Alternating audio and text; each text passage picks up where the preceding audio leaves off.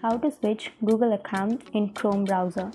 So if you want to switch your Google account on Chrome browser, then first of all you have to open up your Chrome browser. And then after opening your browser, now you can go to your profile, which is on the upper right corner. And after choosing your profile, here you don't have an option to simply switch your account. On the Chrome browser, you have to simply first sign out, and after signing out, you can again sign into your account. So to sign out, you have to tap on your Google account, and then here on the last option, you will have sign out and turn off sync.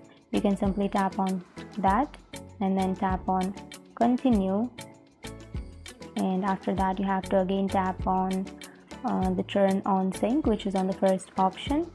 And then here you have to choose your mail account by simply tapping on the drop down bar, and after choosing, you have to simply tap on sign in, and then here you will have two options: keep my data separate or combine my data. You can simply choose combine my data because keeping your data separate might delete your data. So tap on combine my data and then tap on continue. And that's it. That's how you switch accounts on Chrome browser.